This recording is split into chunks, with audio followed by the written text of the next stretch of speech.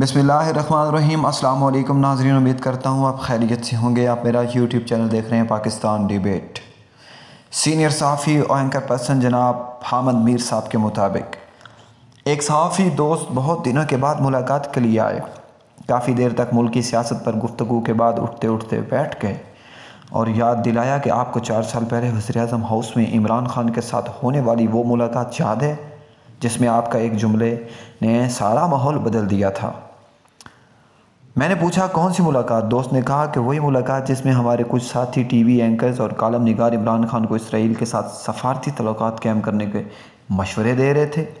خان صاحب خاموشی سے مشورے سنتے رہے اور بار بار آپ کی طرف دیکھتے رہے، لیکن اس دن آپ بھی خاموش تھے۔ پھر خان صاحب نے آپ کی طرف دیکھ کر کیا کہا؟ جی حامد، آپ کیا کہیں گے؟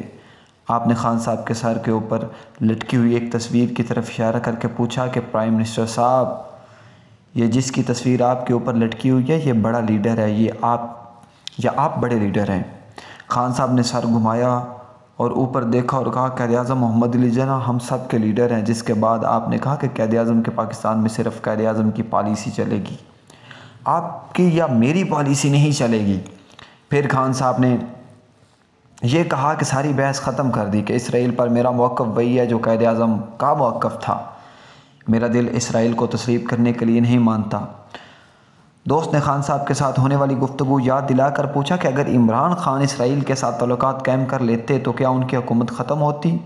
میں نے اپنے دوست سے کہا کہ آپ وہ حالات یاد کریں جن کے تناظر میں عمران خان کے ساتھ اس ملاقات کا اہتمام کیا گیا۔ یہ ملاقات مارچ 2019 میں ہوئی تھی اور 26 فروری 2019 کو بھارتی ایئر فورس نے پاکستان کے علاقے بالاکوٹ پر بمباری کی تھی۔ اس کے دوران یہ اطلاعات آئی تھیں کہ اسرائیلی طیاروں نے راجستھان کے راستے پاکستان کے ایٹمی تنصیبات پر حملے کا منصوبہ بنایا تھا، لیکن پاکستان ایئر فورس کے جان بازوں نے بھارتی ایئر فورس کا جو حشر کیا اس کے بعد اسرائیل کو حملے کی جرأت نہیں ہوئی۔ اس دوران جنرل قمر جاوید باجوہ نے میرے سمیت کچھ دیگر صحافیوں کے ساتھ یہ گفتگو شروع کی کہ ہمیں اسرائیل اور بھارت کا اتحاد توڑنے کے لیے اسرائیل سے بات چیت شروع کرنی چاہیے۔ باجوہ صاحب چاہتے تھے کہ میڈیا کی اس بحث کا آغاز کرے، لیکن میرا کو موقف تھا یہ بحث پارلیمنٹ میں ہونی چاہیے۔ بہرحال انہوں نے ہی عمران خان کے ساتھ میڈیا پرسنز کی ملاقات کا اہتمام کیا۔ اس ملاقات میں عمران خان نے اسرائیل کے ساتھ تعلقات قائم کرنے سے صاف انکار کر دیا۔ ملاقات ختم ہونے کے بعد مجھے ایک اہم ادارے کے ترجمان کا فون آیا اور انہوں نے کہا کہ وزیراعظم ہاؤس اور وزیراعظم کے ساتھ ہونے والی گفتگو آف دی ریکارڈ تھی اور آپ وزیراعظم کا کوئی جملہ رپورٹ نہیں کریں گے۔ عمران خان سے قبل نواز شریف اور محترمہ بے نظیر بھٹو کو بھی ایسا مشورہ دیا گیا، ایسے مشورے بہت سارے دیے گئے، لیکن انہوں نے بھی ان مشوروں کو نظر انداز کیا اور ملک دشمن کہلوایا۔ جنرل پرویز مشرف وہ واحد پاکستانی حکمران تھے جو کھلم کھلا اسرائیل کی قیادت سے رابطے میں رہے۔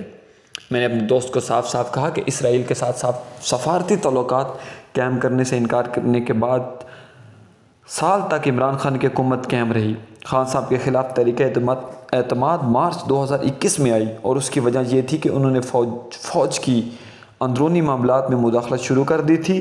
میرے صحافی دوست آج بھی عمران خان کی محبت میں گرفتار ہے، لیکن آج کل اس کی محبت کا اظہار میں بڑا متحد ہو چکا ہے۔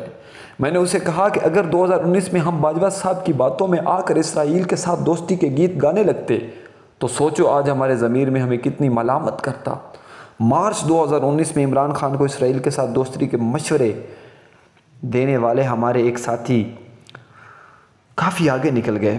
7 مارچ 2019 کو میں نے عمران خان کے ساتھ ہونے والی ملاقات کچھ تفصیل روزنامہ جنگ کے کالم میں لکھی اور یہ ساتھی بہت ناراض ہوا۔ میں نے ان سے عرض کی کہ آپ میرے خلاف رائے کو برداشت کریں، اپنا موقف زبردستی مجھ پر مسلط تو نہ کریں۔ میں نے انہیں جب خبردار کیا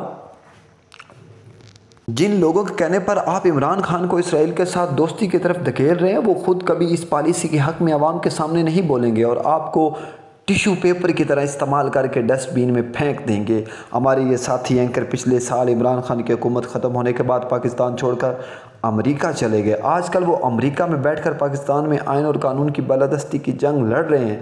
اگر عمران خان نے ان کی بات مان لی ہوتی تو مولانا فضل الرحمان اکتوبر 2019 میں اسلام آباد سے واپس نہ جاتے، بلکہ اپنے ہزاروں ساتھیوں سمیت وزیراعظم ہاؤس کے اندر داخل ہو کر دم لیتے۔ مولانا فضل الرحمان کو واپس بھجوانے میں جنرل باجوہ اور جنرل فیض نے اہم کردار ادا کیا تھا، جس کا مطلب یہ تھا کہ مارچ 2019 میں اسرائیل کے معاملے پر عمران خان کے انکار کے 7 ماہ بعد بھی جنرل باجوہ اپنے فیض تحریک انصاف کی حکومت کا تحفظ کر رہے تھے۔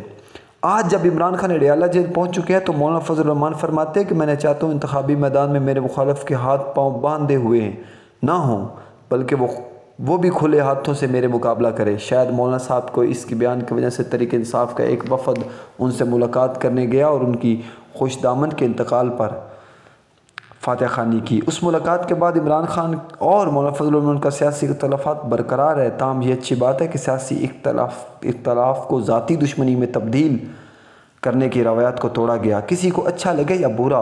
اصل حقیقت یہ ہے کہ جو سیاستدان، صحافی یا وکیل کسی جنرل باجوہ کے ہاتھوں ٹیشو پیپر بن جاتے ہیں تو پھر ان کا آخری قیام تاریخ کے اس ڈسٹ بین میں ہوتا ہے جو اردو میں کوڑا دان کہلاتا ہے۔